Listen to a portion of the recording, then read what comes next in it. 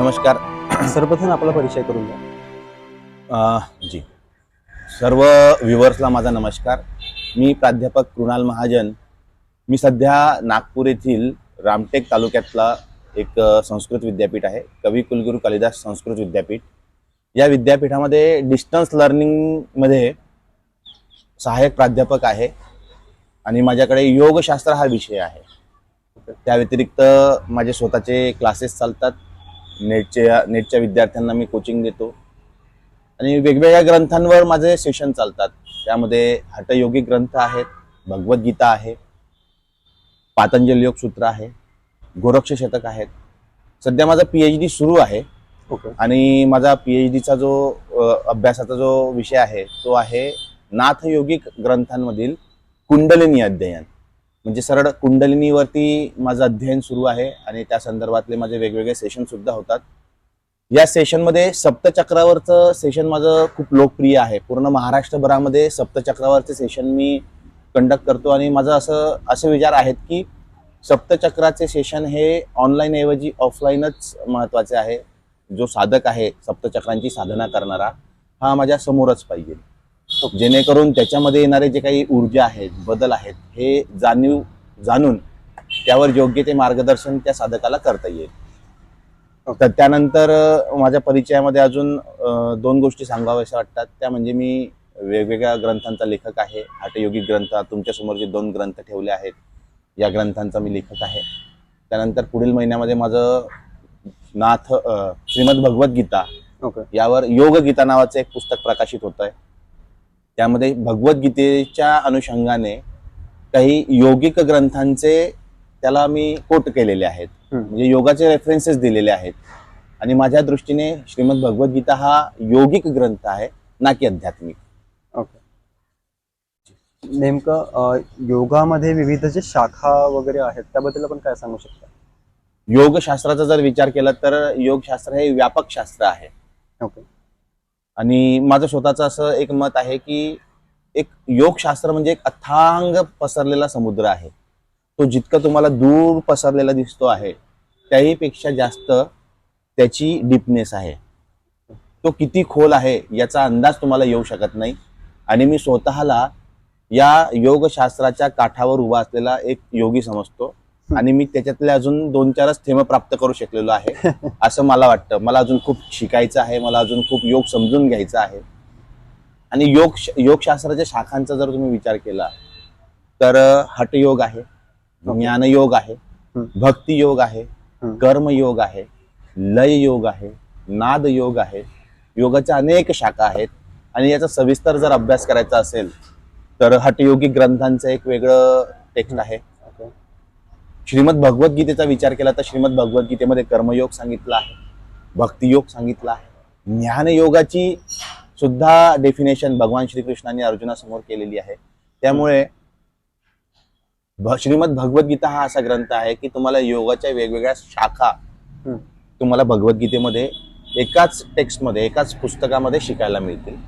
सांख्ययोग सुद्धा आहे. सांख्ययोग तर श्रीमद भगवद्गीतेच्या आधीही महर्षी कपिल यांनी रचून ठेवलेला एक ग्रंथ आहे. सांख्ययोगाचा तत्वज्ञान वेगळं आहे. आणि भगवद्गीतेला उपनिषदांचा दर्जा प्राप्त आहे. भगवद्गीता हा जो ग्रंथ मी तुम्हाला वारंवार भगवद्गीता याकरता सांगतो की हा आपल्या प्रश्नाशी को रिलेट असलेला एक विषय आहे की ज्ञानयोग सुद्धा भगवद्गीतेत आहे, हठयोग सुद्धा भगवद्गीतेत आहे.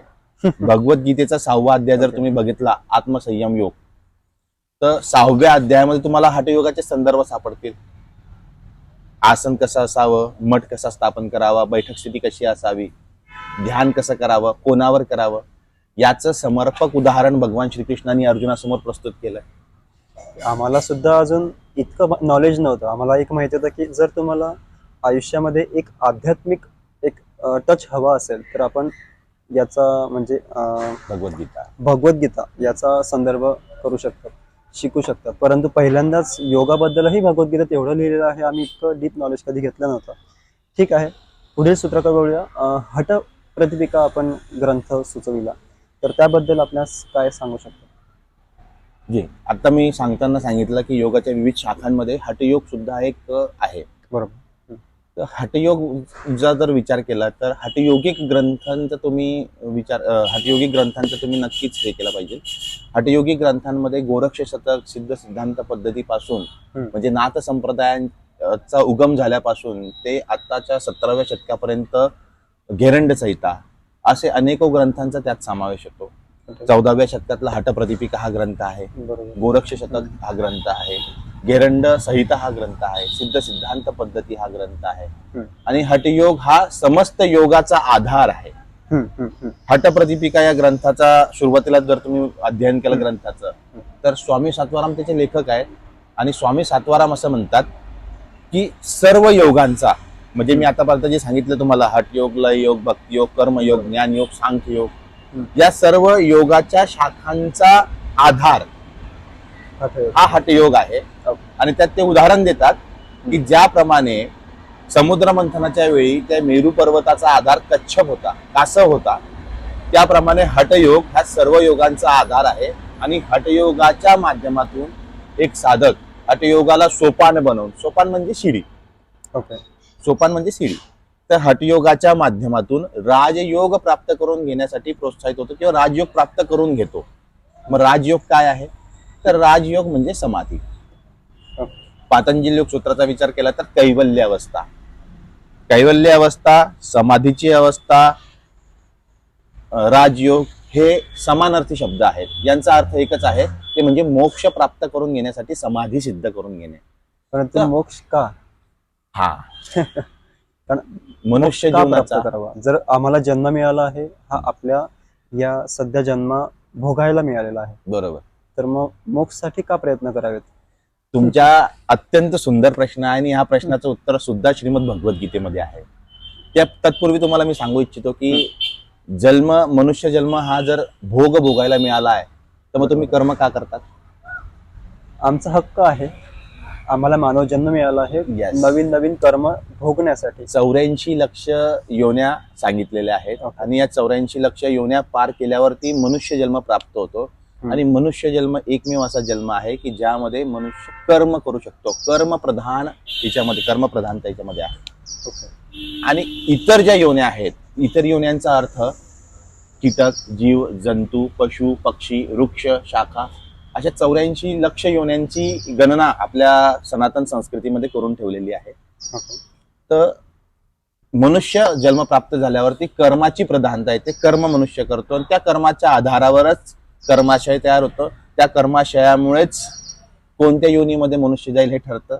म्हणजे मनुष्य जन्म प्राप्त होण्यामागे तुमचे काहीतरी चांगले कर्म आहेत म्हणून तुम्हाला मनुष्य जन्म प्राप्त झाला. म्हणून मनुष्य जन्म केवळ भोग भोगण्यासाठी नसून कर्म करण्यासाठी आहे. आणि भगवान श्रीकृष्ण त्या ठिकाणी 3 प्रकारचे कर्म सांगतात. एक निष्काम कर्म, सकाम कर्म, अशा पद्धतीने कर्माची डेफिनेशन, कर्माची अवधारणा भगवान श्रीकृष्ण सांगतात. पतंजल योग सूत्राचा जर विचार केला, पतंजल महर्षींनी 4 प्रकारचे कर्म सांगितले. शुक्ल कर्म, कृष्ण कर्म, शुक्ला कृष्ण कर्म आणि अशुक्ल अकृष्ण कर्म. अगदी तुम्हाला नाव ऐकून लक्षातही येणार नाही पण फार सोपी डेफिनेशन आहे. शुक्ल कर्म म्हणजे चांगले कर्म, ज्याचं फलस्वरूप चांगलं फल तुम्हाला प्राप्त होईल. कृष्ण कर्म म्हणजे काळे कर्म, ज्याचे फलस्वरूप तुम्हाला वाईट काहीतरी प्राप्त होईल किंवा त्याचे चुकीचे परिणाम प्राप्त होतील. शुक्ला कृष्ण कर्म म्हणजे चांगले सुद्धा आहे, वाईट सुद्धा आहे, मिश्रित कर्म झाले. आणि अशुक्ल कृष्ण कर्म म्हणजे चांगलेही नाहीये, वाईटही नाहीये, ज्याचा कर्माशयच तयार होत नाही. आणि असे कर्म जे सिद्ध पुरुष आहेत, ऋषी आहेत किंवा असा व्यक्ती, असा साधक करतो की जो कर्माच्या फळाची अपेक्षा न ठेवता फक्त कर्म करतो, त्याचे कर्म अशुक्ला कृष्ण कर्म होतात. याच पद्धतीने भगवान श्रीकृष्णांनी गीतेत सांगितलं की निष्काम कर्म करायचे. निष्कामचा अर्थ होतो की कर्म करत असताना त्या कर्माच्या फळामध्ये आसक्ती न ठेवता हे कर्म ईश्वराचे आहे, कर्म करून घेणारा ईश्वर आहे, कर्म म्हणजे ईश्वर आहे, कर्माची प्रधानता ईश्वर आहे आणि करतो त्या ईश्वरासाठीच आहे म्हणून केलेले कर्म ज्याच्यातून तुम्हाला कर्माची आसक्ती नाहीये. कारण अर्जुनानेच तिथे प्रश्न विचारला आहे की तुम्ही कर्माला खूप महानता, कर्म खूप महान असं म्हणतात. बरोबर. अर्जुन विचारतो भगवान श्रीकृष्णाला की तुम्ही कर्म करण्यासाठी सांगताय आणि मग कर्म केल्यावरती ते भोगण्यासाठी तर पुन्हा मनुष्य जन्म प्राप्त होणारच आहे, मग मोक्ष कसा प्राप्त करू? त्यावर त्यांनी निष्काम कर्म सांगितलं की कर्माचा फळात आसक्ती न ठेवता ते कर्म मला समर्पित कर. ओके. चांगले कर्म असतील तर मी सांभाळून घेईल, मोक्षाच्या दिशेला ने. वाईट कर्माचा हेतू चांगला आहे. हम्म, आपण काहीतरी चुकीचं करतो पण त्याचा हेतू चांगला असतो. हम्म, आता युद्ध करणं, बरोबर. युद्ध करणं निश्चितच वाईट आहे. वाईट आहे, कोणाची हत्या करणं निश्चितच वाईट आहे. पण धर्माच्या स्थापनेसाठी युद्ध होतंय, त्याचा हेतू शुद्ध आहे. आणि पुन्हा एका क्षत्रियाचा धर्मच युद्ध करणं आहे. तुम्ही त्याच्या धर्मापासून त्याला जर विरक्त करत आहात तर तो करेल काय? क्षत्रियाचं काम आहे युद्ध करणं, हम्म, ब्राह्मणाचं कर्म आहे कर्मप्रधान ईश्वर पूजन, हम्म, हम्म. वैश्याचं कर्म आहे द्रव्य प्राप्त करणे किंवा व्यापार करणे, शूद्राचं कर्म आहे सुश्रुता सेवा करणे. ओके. मग जो व्यक्ती त्याच्यावर जे संस्कार आहेत, तर अर्जुन हा क्षत्रिय होता आणि क्षत्रियाचा धर्म युद्ध करणं आहे. पण ते युद्ध कशासाठी, हा हेतू पण महत्वाचा आहे. म्हणून मानव जन्म जो प्राप्त झाला आहे, हा मानव जन्म कर्म करण्यासाठी प्राप्त झाला आहे, ना की भोग भोगण्यासाठी प्राप्त झाला आहे. पण आपण सध्याचं जर युग बघितलं तर इथे भोग भोगण्याची लालसा मनुष्यामध्ये इतकी प्रबळ झालेली आहे की तो भोग भोगण्यामध्ये इतका मग्न असतो, पण तिचे पंच ज्ञानेंद्रिय जे आहेत, पंचकर्मेंद्रिय जे आहेत, ती भोग भोगण्याच्या विषयामध्येच विरक्त असतात, विषयामध्येच आसक्त असतात. हम्म. आणि हठयोगात काय सांगितलंय की तुम्हाला हठयोगाच्या माध्यमातून राजयोग प्राप्त करायचा, म्हणजे मोक्ष प्राप्त करायचा आहे. तर त्यासाठी प्रत्याहार साधना सांगितली आहे. आणि प्रत्याहारचा अर्थ असा होतो की तुमच्या इंद्रियांना विषयांपासून विरक्त करून अंतर्मुख करून घेणे. तुमच्या आतमधल्या त्या ईश्वराची तुम्हाला ओढ लागली पाहिजे. तुमच्या आतमध्ये असलेला जो परमात्मा आहे त्याला प्राप्त करून घ्यायचा आहे. आणि आतमधल्या परमात्म्याला प्राप्त करून घ्यायचं असेल आणि तुमचे इंद्रिय बहिर्मुख आहे तर शक्य होईल का? म्हणून प्रत्याहाराच्या माध्यमातून विषयांना इंद्रियांना त्यांच्या विषयापासून विरक्त करायचंय, अंतर्मुख करायचं आहे, स्थिर व्हायचं आहे. आणि अशाने तुमची समाधी सिद्ध होईल, तुमचं ध्यान लागेल, तुम्ही समाधीकडे जाल. समाधी बद्दल बोलताना पण खूप काही बोलण्यासारखं आहे, पण आज आपला मुख्य विषय समाधी नाहीये, त्यामुळे मी समाधीविषयी बोलणं टाळतो. कारण की समाधीविषयी जर मी सांगायला बसलो तर अजून पुढचा 1 तास आपल्याला समाधीमध्येच जाईल. इतकं गहन आणि इतकं सुंदर ज्ञान पतंजलींनी सांगितलेलं आहे, ओके. हठयोगिक ग्रंथांमध्ये आहे. हठयोगिक ग्रंथांचा मी आता उल्लेख केला. हम्म. 14व्या शतकामध्ये हठप्रतिपिका स्वामी सातवारामांनी लिहिली. बरोबर. 17व्या शतकामध्ये घेरंड ऋषी नावाचे एक ऋषी होते, ज्यांनी त्यांचा शिष्य राजा चंडकपालीला उपदेश करताना ते ज्ञान प्रदान केलं. ओके. आणि राजा चंडकपालीचा प्रश्नही असा होता की मला योगाचं ज्ञान प्रदान करा, असं अजिबात नव्हतं. त्यांनी काय प्रश्न विचारला होता की मला तत्वज्ञानस्य कारण, मला तत्वज्ञान प्राप्त करायचं आहे. तत्वज्ञान प्राप्त करण्यासाठी मी काय करू? म्हणून महर्षी घेरंड यांनी राजा चंडकापालीला सप्तांग योगाचं ज्ञान प्रदान केलं. या सप्तांग योगामध्ये आता जो आपला घेरंड संहिता हा ग्रंथ असेल परिचयामध्ये, त्यावेळेस मी सप्तांग योग काय याचं ज्ञान प्रदान करेल तुम्हाला. ओके. पण सप्तांग योगाचं ज्ञान दिलं. सेम कन्सेप्ट श्रीमद भगवद्गीतेत आहे. ओके. 6व्या अध्यायात भगवान श्रीकृष्ण अर्जुनाला म्हणतात की ज्ञानापेक्षा योग श्रेष्ठ, तपापेक्षा योग श्रेष्ठ आणि कर्मापेक्षा योग श्रेष्ठ. म्हणून हे अर्जुना तू योगी हो, तस्मात योगी भव अर्जुना. तर इतकं श्रेष्ठ आणि इतकं चांगलं कर्म म्हणजे योग शास्त्र आहे. हे साक्षात ईश्वरीय ज्ञानच आहे. आपण घेरंड संहिता बद्दल थोडी माहिती दिलेली होती, तर त्याबद्दल अजून थोडंसं मूळ काही आपण सांगू शकता का? हो, जसं घेरंड संहिता हा ग्रंथ महर्षी घेरंड यांनी सांगितलेला आहे. आणि हा ग्रंथ संवादात्मक ग्रंथ आहे. त्यांचे शिष्य राजा चंडकपाली त्या ठिकाणी बसलेले आहेत आणि महर्षी घेरंड हे ज्ञान प्रतिपादित करतायत. त्यामध्ये सप्तांग योग जो आलाय, सप्तांग योगामध्ये यम नियम आहे, सुरुवातीला षटकर्म सांगितलेले आहे. ओके. षटकर्मानंतर आसनांचा अध्याय आहे आणि आसनांमध्ये यम नियम आहे. आसन कसा असावं, बैठक कशी असावी, मठ कसा स्थापन करावा. आणि घेरंड संहिता हा ग्रंथ इतका सुंदर आहे की तुम्हाला छोट्या छोट्या गोष्टींचं ज्ञान प्राप्त होईल. जसं ऋतुचर्या. आज आपल्याला मनुष्याने ऋतूनुसार जर आपली दिनचर्या ठेवली तर तो 100 वर्ष कुठल्याही व्याधीशिवाय जगू शकतो, केवळ ऋतुचर्येवर. जो ऋतू आहे त्या ऋतूनुसार आपलं जीवनमान ठेवावं. पण आज समस्या ही आहे की कॉमन पीपलला तुम्ही विचारलं ऋतू कोणते, तर तो सांगेल हिवाळा, उन्हाळा, पावसाळा. बरोबर. त्याच्या बाहेर त्याला ऋतू कोणते हेच माहित नाही. एकदम बरोबर. तर ऋतूंचं ज्ञान हे खूप मोठं आहे. बरोबर. आणि अज्ञान हे पंचक्लेशांची जननी आहे. अविद्या ही पंचक्लेशांची जननी असं महर्षी पतंजली सांगतात. हम्म. त्यामुळे प्रत्येकालाच ज्ञान असं नाही, पण किमान भारतीय संस्कृतीमध्ये, सनातन संस्कृतीमध्ये आपल्या प्राचीन ऋषीमुनींनी आपल्याला जे ज्ञान प्रदान केलेलं आहे, किमान त्याचं तरी ज्ञान प्रत्येकाने ठेवावं असं मला वाटतं. एक उदाहरण सांगतो. आजीबाईचा बटवा आपण ऐकला असेल. नक्कीच. आमच्या आजीबाईच म्हणायच्या फक्त, आता काही ऐकत नाही आम्ही. आजीबाईचा बटवा ही कन्सेप्टच आता चालली गेलेली आहे. बरोबर. आणि आजीबाईच्या बटव्यामध्ये तुम्हाला सर्दीपासून तर कुठलाही विकार झाला तर त्यामध्ये हमखास उपाय काही ना आहेत. काही असा नुसका असायचा हम्म. की ज्यामुळे तुमचा तो विकार दूर होईल. बरोबर. आणि आज आपण आपल्या मुलांना थोडी जरी सर्दी झाली तर वेगवेगळ्या प्रकारचे औषधे देतो, ज्यामुळे त्यांची रोग प्रतिकारक शक्ती तर कमी होतेच होते, पण तो आजार सुद्धा मुळासकट जात नाही. त्याचे परिणाम गंभीर स्वरूपात आपल्याला नंतर भोगावेच लागतात. हे त्रिकाल सत्य आहे. म्हणून सनातन संस्कृतीमध्ये जी दिनचर्या आहे, जी ऋतुचर्या सांगितलेली आहे, किमान त्याचं तरी पालन करावं. आणि कोणते ऋतू आहेत, सध्या कोणता ऋतू सुरू आहे, या ऋतूमध्ये शास्त्रामध्ये कोणता आहार सांगितलाय, मग ऋतूनुसार आहार बदलतो. बरोबर. ऋतूनुसार दिनचर्या बदलते. बरोबर. तुमच्या झोपण्याची वेळ, उठण्याची वेळ बदलते. ऋतूनुसार तुमच्या कपड्याचा सेन्स बदलतो. भारतीय परंपरेमध्ये विविध प्रकारचे आपण पोशाख परिधान करतो. बरोबर. पण आज ट्रेडिशन बदललं आहे.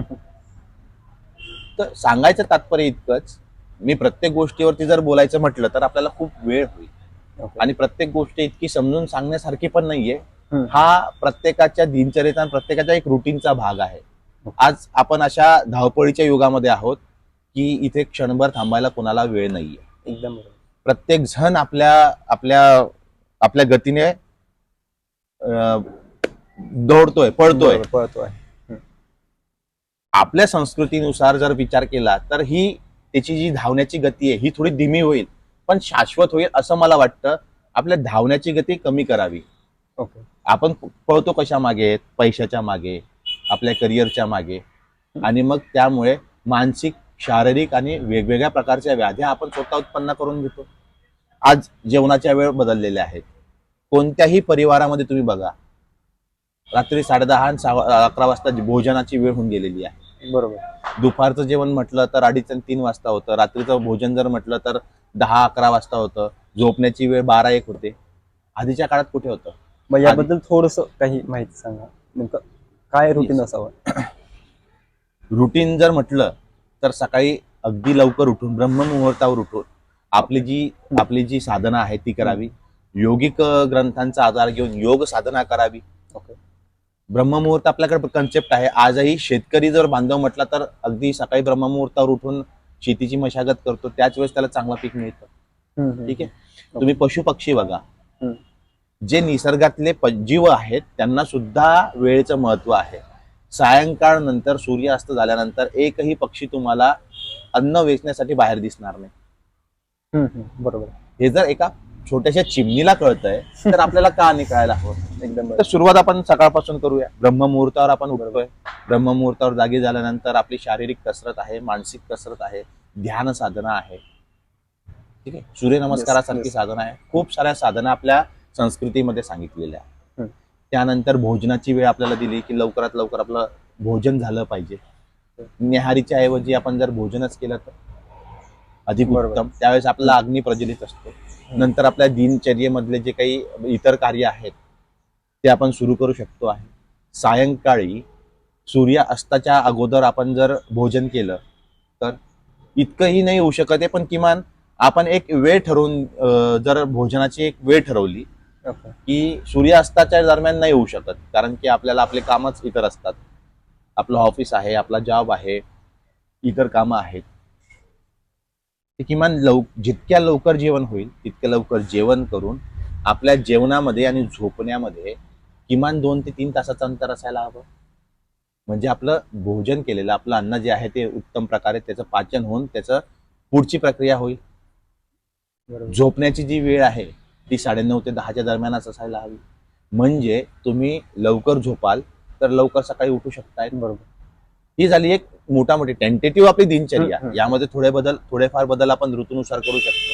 जसं उन्हाळ्याचा वेळेचा विचार करा की उन्हाळ्यामध्ये दिवस मोठा असतो, रात्र कमी असतो. बरोबर, एकदम बरोबर. मात्र हिवाळ्यामध्ये दिवस छोटा लहान असतो. आणि रात्र मोठी आहे. बरोबर. तर म्हणून म्हटलं की ऋतुचर्या फार महत्वाची आहे आणि ऋतुचर्येनुसार आपल्याला आपली दैनंदिन स्थिती किंवा दैनंदिन क्रिया आपल्याला थोड्या बहुत मागे पुढे करता आल्या पाहिजे. किंवा ऋतूनुसार आपल्याला आहार, ऋतूनुसार आपला विहार, ऋतूनुसार आपला पोशाख, ऋतुचर्येनुसार आणि त्या ऋतूमध्ये विविध सण पण आहेत. हे त्याचंच प्रतीक आहे. एक छोटस उदाहरण देतो. आता दिवाळीचा सण सुरू आहे. बरोबर. तुम्ही एक सर्वे करा. दिवाळीच्या कालावधीमध्ये खूप साऱ्या हॉस्पिटल्समध्ये गर्दी कमी असते. ओके. का कमी असते? पेशंटची संख्या अचानक का उतरलेली असते? सर्वांच्या घरी प्रोग्राम असतात. असं नाही. सणासुदीचे दिवस आहेत. सणाचे दिवस आहे, आनंदाचे दिवस आहे ओके. आणि मनुष्याचा आनंद हा त्याच्या शरीरावर परिणाम करतो. ओके. पंचकोशांचे उदाहरण आपल्याला माहिती असेल. यस. अन्नमय कोश, प्राणमय कोश, मनोमय कोश, ज्ञानमय कोश, आनंदमय कोश. यस. आनंदमय कोश सर्वात वरचा कोश आहे. जर तुमचा हॅपीनेस, तुमचा आनंद जर चांगला असेल, तुम्ही जर आनंदी असाल, तुम्ही जर मानसिकरित्या स्थिर असाल तर त्याचा परिणाम शरीरावर कमी होतो. आणि दिवाळी सारखा सण हा आनंदाचा सण आहे. गरीबातला गरीब परिवार सुद्धा, परिवारातले व्यक्ती सुद्धा खुश असतात, आनंदी असतात आणि हा आनंद चांगला असल्यामुळे शरीरावर त्याचा कमी परिणाम होतो आणि अशा दरम्यान शारीरिक व्याधी कमी होतात. म्हणून हॉस्पिटल्समध्ये गर्दी कमी तुम्हाला सापडेल. तुम्ही होळी बघा, रंगपंचमी बघा, तुम्ही सनातन संस्कृतीमधले सण जे आहेत, मला हे असं वाटतं की जसं महर्षी पतंजलींनी सांगितलं चित्ताच्या वृत्तींचा निरोध करा, यस. तसं भारतीय सण हे मनुष्याच्या मनाला उपकारक आहे. भारतीय सण हे मनुष्याला आनंद प्रदान करण्यासाठी आहे. प्रत्येक सणात तुम्हाला आनंद असतो. शेतकऱ्याचा सण म्हटला तर पोळा. ओके. ठीक आहे. पोळ्याला शेतकरी आनंदी आहे. बरोबर. बैलाला आराम आहे, तो खुश आहे. नंतर असे पितृपक्ष आहे. खूप सारे आपले असे सण आहेत की ज्याच्यामध्ये मनुष्य आनंदी असतो, हॅप्पी असतो, खुश असतो. त्यामुळे त्याची मनाची जी स्थिती आहे ती खूप स्थिर आहे. आणि याच धर्तीवर तुम्ही पाश्चात्य देशांचा विचार करा. ओके. तुम्हाला तिथे मानसिक रुग्ण खूप सापडतील. भारतातही आता सापडायला लागलेत.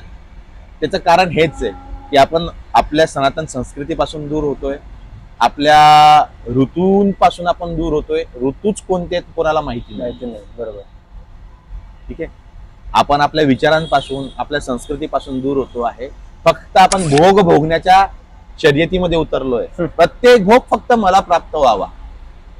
आपण भोग भोगण्यासाठी जन्माला आलो आहे.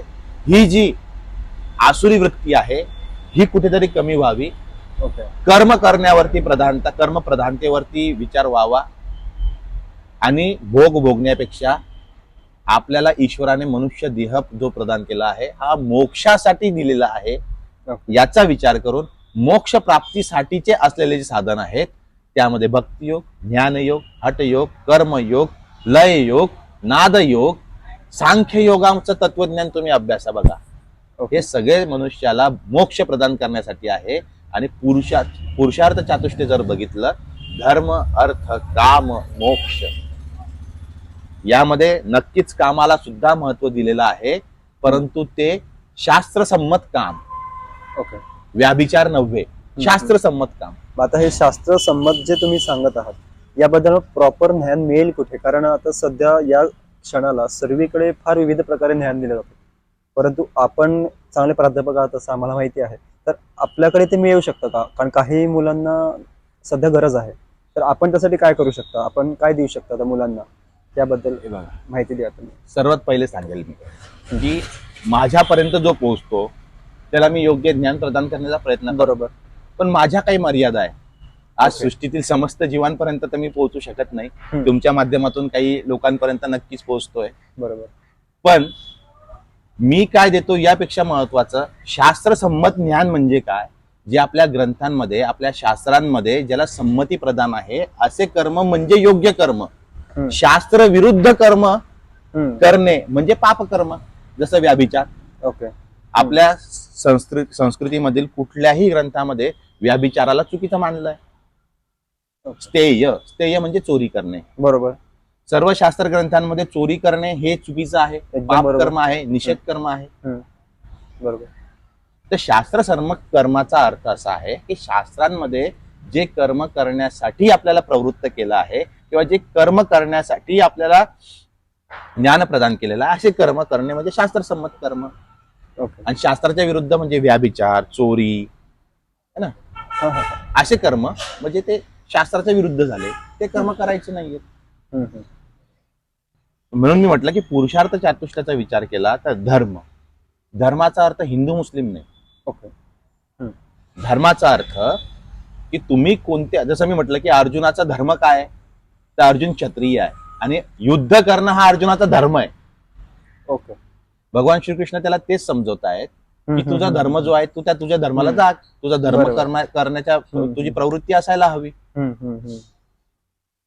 एक पतीचा धर्म काय पत्नी करता, एक पित्याचा धर्म काय पुत्रांकरता. आपल्या प्रत्येकाचे वेगवेगळे हे कर्तव्य आहेत, त्यालाच तुम्ही धर्म म्हणत आहात. जे कर्तव्य आहे ती तुमची धर्म आहे. ओके. त्यानंतर आहे अर्थ. तुम्ही या संसारामध्ये आल्यानंतर तुम्हाला तुमच्या परिवाराचं पालन पोषण करण्यासाठी अर्थांजन आवश्यक आहे. बरोबर. अर्थाशिवाय तुम्ही तुमच्या परिवाराचं पालन पोषण करू शकत नाहीये. अर्थाशिवाय तुम्ही ज्ञान प्राप्त पण सुद्धा करू शकत नाही, कारण की गुरुदक्षिणा हे फार महत्वाची आहे. बरोबर. पण ते अर्थ पण कमवण्यासाठी धर्माचा आधार आहे. म्हणून धर्मानंतर अर्थ प्राप्त झाल्यानंतर तुम्ही तुमच्या ज्या कामना आहेत त्या कामनांची पूर्ती करावी, म्हणून अर्थानंतर काम आहे. कामनांची पूर्ती करून, धर्माचं आचरण करून, अर्थांजन करत, परिवाराचं पालन पोषण करत असताना आपल्या कामनांची पूर्ती करत मोक्षाच्या दिशेला जायचं आहे. आणि असा जो जातो मोक्षाच्या दिशेला त्याला आपल्या शास्त्रामध्ये मुमुक्ष म्हटलंय. ओके. मोक्षाच्या वाटेवरील असलेला वाटेकरी म्हणजे मुमुक्ष. किती सोपं आहे. आणि हे सगळं जो तुमचा प्रश्न होता की आमच्या साधकांना, विद्यार्थ्यांना हे कसं कळेल शास्त्रसंमत कर्म, बरोबर, तर यासाठी ग्रंथ आधार आहे. ओके. जसं महात्मा गांधींनी सांगितलं खेड्याकडे चला, तसं माझं ब्रीद आहे की ग्रंथांकडे चला. ओके. तुम्ही ज्या शाखेचे विद्यार्थी आहात, तुम्ही आयुर्वेदाचा अभ्यास करतायत, तुमच्यासाठी आयुर्वेद हा मुख्य ग्रंथ. बरोबर. मी योगाचा विद्यार्थी आहे तर माझ्यासाठी हे हठप्रदीपिका, घेरणसंहिता, भगवद्गीता, गोरक्ष शतक हे ग्रंथ माझ्यासाठी महत्वाचे आहेत. तर ज्ञान प्राप्त करायचं असेल तर ग्रंथांकडे वळाय, ग्रंथांमध्ये असलेलं ज्ञान प्राप्त करा, ग्रंथांमध्ये असलेल्या ज्ञानाचं आचरण करा, ते आपल्या जीवनामध्ये उतरवा आणि त्यानुसार आपलं जीवनमान तुम्ही सुरू ठेवा, त्यानुसार कर्म करा. बरोबर. अगदी सोपं आहे. हा, नंतर मग तुम्हाला त्याच्यातूनही कळत नसेल तर माझ्यासारखे अनेक लोक आहेत या शास्त्राचं ज्ञान प्रदान करणारे. ओके. जो व्यक्ती तुम्हाला योग्य ज्ञान प्रदान करेल, जो शास्त्रसंमत मार्गाने तुमच्याशी चर्चा करेल, जो तुम्हाला योग्य ज्ञान देईल, अशा व्यक्तीकडून तुम्ही हे ज्ञान प्राप्त करू शकतात. ओके. आम्हाला तुमच्याशी जोडण्यासाठी नेमकं कुठे यावं लागेल, म्हणजे काय करावं लागेल? तुम्ही माझा संपर्क घेऊ शकतात, मला मेल करू शकतात. ओके. माझे दोनही पुस्तक तुमच्यासाठी अवेलेबल आहेत. ओके. मी तुम्हाला घरपोच ते पाठवू शकतो. त्यानंतर माझे अनेक विद्यार्थी आहेत की मला ते कधीही फोन करतात आणि त्यांच्या काही प्रॉब्लेम्स असतील ते विचारतात. ओके. शेवटी हे ईश्वराचं ज्ञान आहे. बरोबर. फक्त भगवंतानी मला निमित्त केलं आहे, त्याकरता मी त्या ईश्वराचा आभार मानतो. आणि हे ईश्वराचं ज्ञान चांगल्या मार्गाने तुमच्यापर्यंत पोहोचवण्यासाठी मी पुस्तकांची निर्मिती केली. द वे ऑफ योगी नावाचं एक युट्यूब चॅनल आहे माझं. ओके. त्याची निर्मिती केली. त्यावरून यथाशक्ती जसा वेळ मिळेल तसे असे व्हिडिओज बनवून मी टाकत असतो. ओके. अनेक विद्यार्थ्यांचे प्रश्न युट्यूब वरून येतात, अनेक विद्यार्थी संपर्क करतात, फोन करतात, मेल करतात. आणि मग जसं बुद्धी आहे, जसं ईश्वराने दिलेलं ज्ञान आहे, त्या ज्ञानाच्या आधारे सर्वांचं शंकांचं निरसन करण्याचा प्रयत्न करतो. प्रत्येकाचं समाधान होईल असंही नाही, बरोबर, पण शक्य होईल तितकं प्रत्येकाचं समाधान करण्याचा प्रयत्न निश्चित करतो. वाटलंच तर तुम्ही तुमच्या युट्यूब चॅनलच्या माध्यमातूनही माझा नंबर देऊ शकतायत. योगशास्त्रासाठी तुम्ही कुठलाही प्रश्न असू दे, कुठलं ज्ञान प्राप्त करायचं आहे, कुठला कोर्स करायचा आहे, हे शास्त्र कसं आज भारतीय ज्ञान परंपरेमध्ये IKS, इंडियन नॉलेज सिस्टीम ज्याला आपण म्हणतो, तर शासनानेच शिक्षणाशी इंडियन नॉलेज सिस्टीमचा समन्वय हे करून दिलेला आहे. आणि UG PG पर्यंत म्हणजे तुमचं पोस्ट ग्रॅज्युएशन पर्यंत अनेको असे कोर्सेस आहेत, ओके. अनेको विद्याशाखा आहेत की ज्याच्यातून तुम्ही हे ज्ञान प्राप्त करू शकतात. जसं BA योगशास्त्र आहे, BSc योगशास्त्र आहे, MA योगशास्त्र आहे, MSc योगशास्त्र आहे. त्या व्यतिरिक्त काही डिप्लोमाचे कोर्सेस आहेत. आयुर्वेदाचं ज्ञान प्राप्त करायचं असेल तर diploma in Ayurveda, certificate Ayurveda panchakarma, योग ऍप्लिकेशन नावाचा एक डिप्लोमा कोर्स आहे. योग दीक्षा नावासारखे 2-2 क्रेडिटचे कोर्स आहेत जे IKSच्या धर्तीवरती तयार केले गेलेले आहेत. आणि तुम्ही कुठल्याही विद्यापीठात जा, बरोबर. आज मी संस्कृत विद्यापीठात आहे म्हणून तिथले कोर्स मी तुम्हाला सांगितले. बरोबर. तुम्ही ज्या जिल्ह्यात असाल, ज्या ठिकाणी असाल, तिथे एखादी कॉलेज, एखादी महाविद्यालय असेल की जे योगशास्त्राचे ज्ञान, योगशास्त्राचे कोर्सेस चालवत असतील, तुम्ही तिथून नॉलेज घेऊ शकताय. त्याही पुढे तुम्हाला योगशास्त्रामध्ये करिअर करायचं असेल तर नेट आहे, PhD आहे, यात PhD सुद्धा तुम्ही करू शकता. बरोबर. तर या सगळ्या ज्ञानासाठी तुम्हाला असं वाटतंय की मला माहित नाही की मी या जिल्ह्यात राहतो पण या जिल्ह्यात आसपास कुठे योगशास्त्राचं मी ज्ञान प्राप्त करू शकतो, मला संपर्क करा. मी तुम्हाला त्या ठिकाणी, जिथे असाल तुम्ही त्या ठिकाणी कोणतं कॉलेज आहे, कोणतं महाविद्यालय आहे, कारण की माझे पूर्ण महाराष्ट्र आणि महाराष्ट्राच्या बाहेर सुद्धा विद्यार्थी आहेत. आज ईश्वराच्या कृपेने विदेशात सुद्धा विद्यार्थी आहेत. त्यामुळे सर्वीकडचं ज्ञान प्राप्त होतं. महाराष्ट्राचा विचार केला तर महाराष्ट्र योग शिक्षक संघ नावाची एक अशी संस्था आहे की जी प्रत्येक जिल्ह्यामध्ये योग शिक्षकांच्या हिताचं कार्य करते आहे. ओके. संघाचा विचार केला तर आरोग्य भारती सारखी एक अशी संघटना आहे की ज्यामध्ये आयुर्वेद पासून तर या अल्टरनेटिव्ह थेरपीमध्ये जितके पण तुम्ही अल्टरनेटिव्ह थेरपी करून घेऊ शकताय त्या सगळ्यांचा अंतर्भाव त्यांनी केलेला आणि सगळ्यांवर ते काम करतात. या सगळ्या गोष्टी समाजापर्यंत कशा पोहोचतील यावर ते कार्य करतात. तर समाजात संस्था पण खूप आहेत, संघटना पण खूप आहेत, महाविद्यालय पण खूप आहेत. आवश्यकता आहे की तुम्हाला हे ज्ञान घेण्याची इच्छा आहे का, बरोबर, किंवा तुमच्या नशिबात, तुमच्या कर्मामध्ये ते ज्ञान ईश्वराने दिलेलं आहे का. अरे बापरे. जर असेल तर ते तुम्हाला कसंही प्राप्त होईल हे मात्र निश्चित. आपण आम्हाला वेळ दिला त्याबद्दल फार धन्यवाद. आपले कोणतेही कॉन्टॅक्ट नंबर वगैरे आम्ही शेअर करतो आहोत. धन्यवाद. धन्यवाद.